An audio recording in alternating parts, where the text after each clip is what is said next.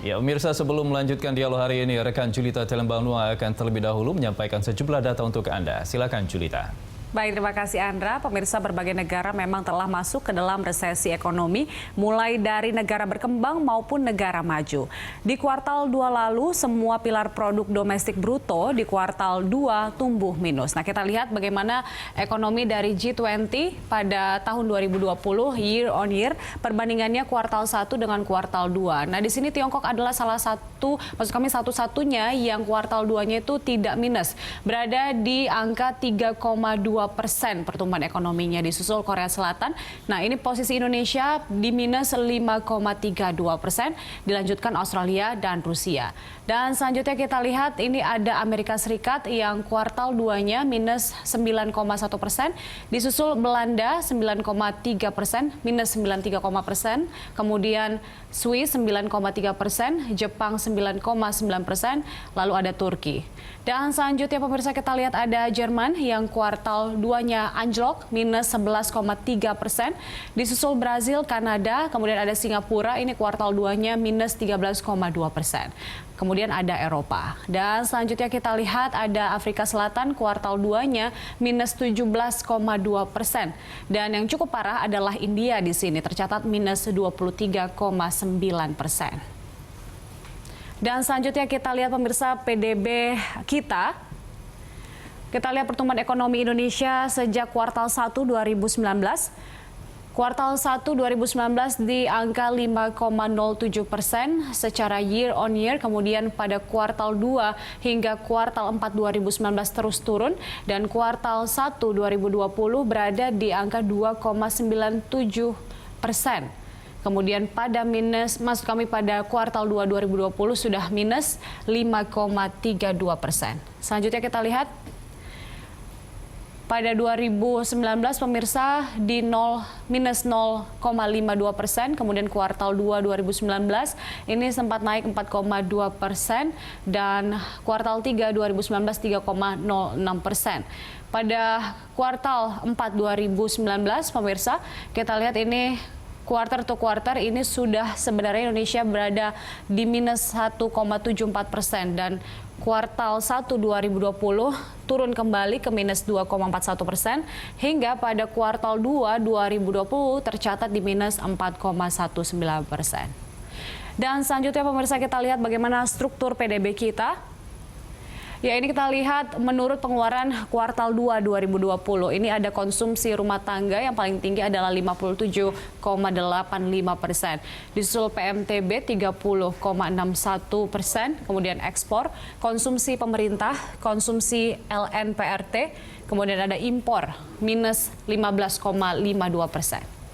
Dan selanjutnya ada konsumsi rumah tangga secara year on year, ini perbandingannya kuartal 1 dengan kuartal 2, pemirsa. Kita lihat kuartal 2 ini berada di minus 5,51%. Sementara itu kita lihat PMTB ada di minus 8,61%, dan ekspor juga anjlok 11,66%. Impor di sini berada di minus 16,96%. Dan selanjutnya pemirsa, kita lihat bagaimana pemulihan ekonomi kita sejauh ini. Nah, ini realisasi dana pemulihan ekonomi nasional dalam rangka pandemi COVID-19 ini. Penyebaran anggaran per September 2020 ada 237 triliun rupiah, setara dengan 34,1% dari dana 695,2 triliun rupiah. Ini berdasarkan pernyataan dari Menko Perekonomian Erlangga Hartarto, pemirsa. Nah, kita lihat ini dana pemulihan ekonomi ditujukan ke beberapa sektor. Ada kesehatan pada tahun 2020 ini 87,55 triliun rupiah. Kita bandingkan dengan 2021 ada di angka 25,4 triliun rupiah. Kemudian ada perlindungan sosial 203,91 triliun rupiah, dan tahun depan adalah 110,2 triliun rupiah. Ada sektoral dan lembaga, dan juga ada UMKM. Kita lihat ini bagaimana perbandingannya. Ada untuk insentif usaha pada tahun ini 120,61 triliun rupiah, dan tahun depan hanya 20,4 triliun rupiah. Ya, itu dia sejumlah informasi yang dapat saya sampaikan. Kembali ke Andra. Ya baik, terima kasih Julita untuk data-data yang sudah disampaikan dan kembali kita lanjutkan dialog kita bersama Pak Ari, Pak Iwan dan juga Pak Reza. Pak Ari, kita tahu bahwa ini pemerintah sudah melakukan segala cara untuk bisa memulihkan ekonomi nasional. Tapi memang apakah menurut Anda efeknya baru akan dirasakan beberapa bulan kemudian? Karena memang di kuartal kedua kan belum terasa efeknya, bahkan minus begitu. Nah, atau mungkin memang harus dibenahi secara maksimal begitu untuk program-program yang sudah dilakukan oleh pemerintah ini, Pak Ari? Ya, pertama adalah penyerapan dana PEN ya, itu penting ya, itu kan sudah ditingkatkan terus. Tapi pemerintah tidak bisa bekerja sendiri. Jadi perekonomian itu mempunyai suatu mekanisme yang disebut sebagai memperbaiki diri sendiri, mengobati diri sendiri, kalau masyarakatnya beraktivitas, ya. Dan beraktivitas itu kan sekarang terhambat dengan adanya COVID. Jadi memang harus ditemukan cara alternatif supaya bisa beraktivitas. Dan selain beraktivitas, mungkin juga ada yang namanya ekspektasi bahwa dia itu sebenarnya beraktivitas, tapi kemudian dia takut. Nah ini harus diperbaiki. Jadi kesehatan didahulukan itu maksudnya adalah sebenarnya memperbaiki supaya ekspektasi positif, terutama dari kelas menengah itu menjadi semakin baik ya, sehingga menjadi mau membelanjakan uangnya. Jadi tidak bisa dilakukan hanya pemerintah sendiri. Nah ini tapi diperlukan contoh-contoh ya, misalnya wisata aman ya, wisata aman itu kan membangun persepsi, barangkali perlu dicontohkan oleh Kementerian Pariwisata ya. Kalau perlu juga dengan menggunakan selebritas ya untuk menunjukkan bahwa wisata ini aman. Kemudian juga ini sebenarnya kesempatan untuk memperkenalkan Indonesia ya, pariwisata Indonesia ya dengan daerah-daerah yang selama ini tidak pernah kita ketahui. Contohnya adalah wisata dari Batang sampai ke Dieng ya, dari Semarang ke Dieng. Itu kalau jalan itu ternyata sangat indah ya. Dan ini bisa dilakukan dengan YouTube misalnya. Ya, jadi di sini memberikan alternatif kepada orang. Ini ada tempat. Jadi tidak bisa dilakukan hanya PEN saja. Ya. Kemudian yang satu lagi adalah ini adalah bansos produktif. Ya, nah, bansos produktif itu sebenarnya yang harus dituju itu adalah supaya UMKM itu dia tetap bisa bekerja. Ya, dia tidak kehilangan modal kerja. Jadi nanti selama waktu pulih dia masih ada. Tapi itu hanya bisa terjadi sebenarnya hanya bisa berkelanjutan kalau perekonomiannya berjalan kembali. Jadi sekali lagi ini diperlukan adanya permintaan. Nah, permintaan inilah yang sekarang tersendat ya dalam bentuk ekspektasi tadi ya, yang walaupun membaik sebenarnya masih berada dalam zona yang pesimis ya. Jadi pemerintah ekspektasi dan kesehatan menjadi utama karena itulah mempengaruhi ekspektasi, dan ekspektasi inilah yang mempengaruhi daya ungkit dari semua kebijakan pengeluaran pemerintah yang ditujukan untuk mendorong perekonomian. Oke, baik. Saya beralih ke Pak Iwan. Pak Iwan, tadi Anda mengatakan bahwa kita ini sebenarnya sudah masuk resesi, Pak Iwan ya. Nah, tapi banyak yang meyakini bahwa di tengah resesi ini ada peluang-peluang yang bisa diambil atau dimaksimalkan begitu. Menurut Anda seperti apa? Apakah memang ada peluang-peluang yang bisa dimaksimalkan di tengah resesi ini? Ya harus. Jadi kalau namanya pengusaha itu kan harus tetap bisa keluar dari lubang sekecil apapun ya. Di dalam setiap kesulitan itu ada kemudahan. Saya kira itu sunnah Rasul seperti itu ya. Nah, oleh karena itu banyak yang muncul ya inovasi-inovasi baru yang tadinya penjahit, sekarang bikin masker, sekarang yang tadinya tidak dagang, sekarang dagang rendang, macam-macam itu dilakukan di tingkat rumah tangga ya, karena memang mereka harus hidup gitu. Demikian juga di perusahaan mereka juga harus eksis ya. Yang pertama kali harus dilakukan itu kalau pelaku usaha adalah protokol COVID. Itu yang utama ya. Kalau tidak itu nanti susah kesananya. Yang kedua tentu manajemen cash flow ya, kemudian pengelolaan utang ya, beban-beban utang, terus kemudian membangun loyalitas, hubungan dengan konsumen dan sebagainya, itu tentu terus diupayakan ya. Tetapi yang paling penting itu adalah bagaimana ekonomi itu bergerak ya. Ekonomi itu bergerak kalau orang mulai bekerja. Oke. Orang mulai beraktivitas tadi istilahnya Pak Ari ya. Nah, untuk orang beraktivitas itu jangan diancam dengan virus gitu. Oleh karena itu yang pertama kali yang menurut saya kesehatan itu macam-macam ya, kita sepakat kesehatan itu harus dahulu, tapi kesehatan yang mana? Kesehatan yang didahulukan itu adalah mencegah penyebaran virus, itu yang utama. Jadi kalau angka-angka setiap hari masih tinggi, saya kira itu yang kemudian menyebabkan rasa percaya tadi, harapan tadi melemah gitu. Oke, Karena Pak Iwan, ya. Tadi Anda mengatakan memang banyak peluang yang bisa diciptakan atau dimaksimalkan oleh para pelaku usaha. Tapi yang ditekankan Pak Ari tadi, permintaannya seperti apa? Apakah permintaannya masih cukup banyak atau seperti apa nih Pak Iwan? Ya, permintaan itu kan tergantung dari orang bekerja atau tidak. Kalau dia tidak bekerja, dia tidak bisa pendapatan.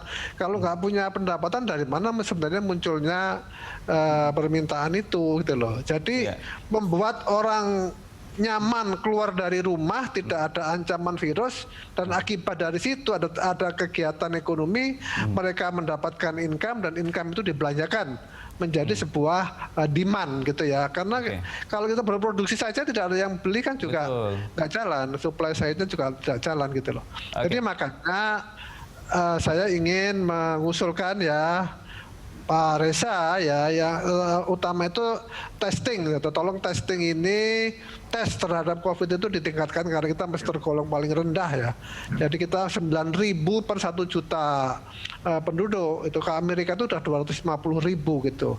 Yang kedua, dengan adanya testing itu maka pelacakan bisa dilakukan. Nah, dengan pelacakan itu kemudian mereka bisa diisolasi. Inilah cara kita untuk menurunkan tingkat penularan ya, karena akar masalahnya itu di tingkat penularan yang tinggi itu, sehingga orang takut untuk bekerja, untuk beraktivitas gitu. Oke, kita minta tanggapan Pak Reza. Pak Reza, dari pemerintah sendiri sebenarnya apa yang akan dilakukan lagi agar bisa para pelaku usaha ini bisa mengoptimalkan peluang-peluang yang ada nih Pak? Ya, kembali lagi pertama kali memang ini harus kesehatan. Jadi kesehatan itu memang utama. Jadi peningkatan jumlah testing, jumlah tracing, dan juga perawatan ya, obat-obatan. Itu satu. Terus yang kedua juga protokol kesehatan.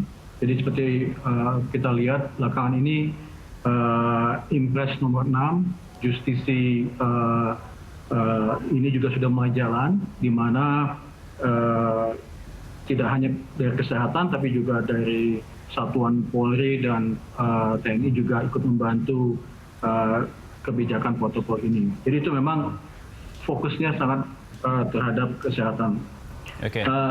Dan yang kedua, untuk tadi kembali pertanyaan sektor mana saja, memang kita sudah juga meng-push di sektor kesehatan ini merupakan salah satu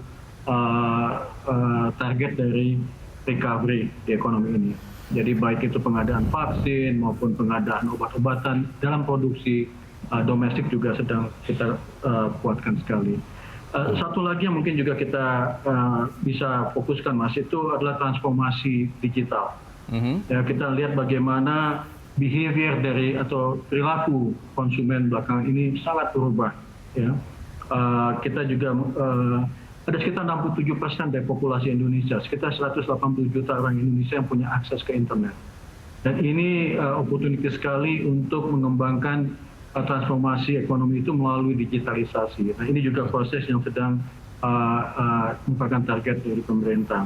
Jadi banyak peluang, dan tentu saja yang terakhir, kita juga melakukan reformasi, baik itu di Undang-Undang Cipta Kerja, rancangan Undang-Undang Cipta Kerja, dan juga penguatan dari stabilitas sektor keuangan. Jadi memang luas yang memang kesempatan yang ada untuk mendorong tidak hanya recovery tahun ini, tapi juga di tahun ke depan.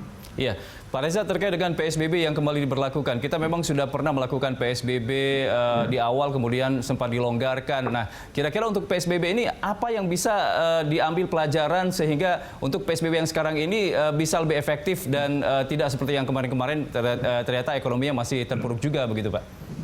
Satu, PSBB saat ini kan sebetulnya PSBB yang sebelumnya kan sebenarnya tidak pernah dicabut ya Mas. Jadi PSBB ini jalan sebetulnya dari bulan April. Nah, sekarang kita fokus ke satu targetnya. Jadi klasternya. Jadi baik itu di wilayahnya, perkantoran ataupun juga kecamatan misalnya.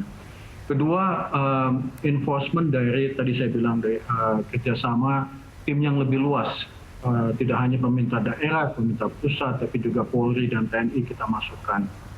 Dan yang ketiga, proses ini sendiri juga kita sudah siapkan dengan berbagai fasilitas untuk membantu supaya ekonomi tetap jalan. Misalnya fasilitas internet, fasilitas sekolah online, yang seperti itu sudah sangat kita sudah mulai kembangkan 3-6 bulan terakhir ini. Jadi pada waktu PSBB ini jalan kembali saat ini, kita tidak terjadi a complete stop seperti sebelumnya. Terus yang ketiga juga mungkin juga pada waktu awal PSBB kita bikin, boleh dibilang PSBB yang sangat ketat ya, misalnya di mall, di pasar ya.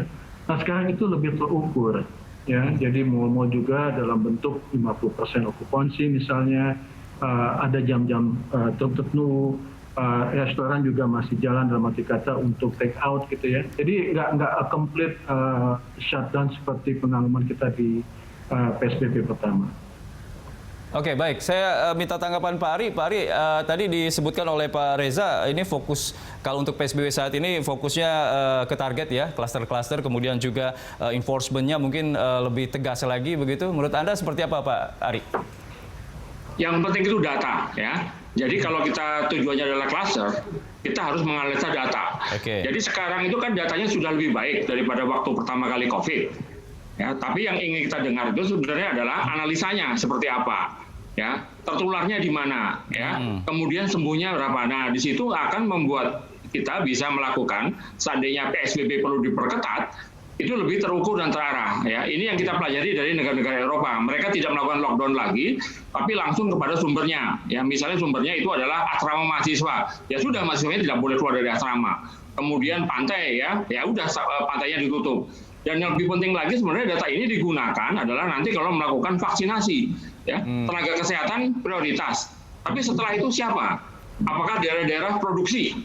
Apakah daerah-daerah residensial area di kota-kota, ya, di mana mobilitasnya sangat tinggi? Mana yang menjadi prioritas? Dan ini hanya bisa terjadi kalau ada data. Nah, data kita ini kan berbagai sumber, ada yang dari perbankan, ada yang dari Biro Pusat Statistik, ada yang dari pemerintahan daerah, ya. Nah itu tidak terintegrasi, ya. Dan akibatnya apa? Ketika kemarin melakukan bansos, ya, BLT, itu banyak yang salah sasaran. Tapi sudahlah, itu kan pelajaran yang lalu, ya. Tapi kita nanti kalau mau menuju vaksinasi, nah ini dia yang menjadi ini, siapa yang menjadi prioritas, ya, karena urutannya itu menjadi penting untuk meningkatkan kembali ekspektasi positif bahwa situasi itu sudah terkontrol, dan kita tahu bahwa ini mungkin tidak akan berhenti di sini saja, ya, jadi data itu bisa digunakan juga untuk sewaktu-waktu melakukan intervensi jika pandemi ini ada gejala-gejala akan timbul kembali.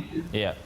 Baik, ini menarik vaksinasi ini. Pertanyaannya kapan bisa vaksinasi semua begitu ya. Baik, kita akan break dulu. Setelah jeda kami akan kembali usai jeda berikut ini. Pemirsa, tetap bersama kami.